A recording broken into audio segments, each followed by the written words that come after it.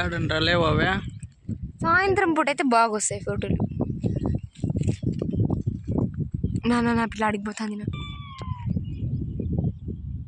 పెద్దరా కొంచెం దూరంగా ఇప్పుడు బాగా ఎగురుతాను.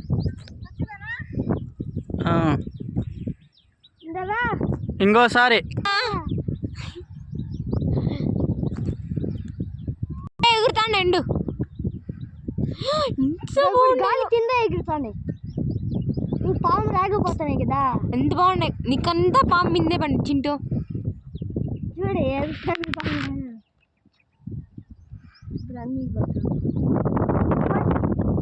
ఫోటో తీమా.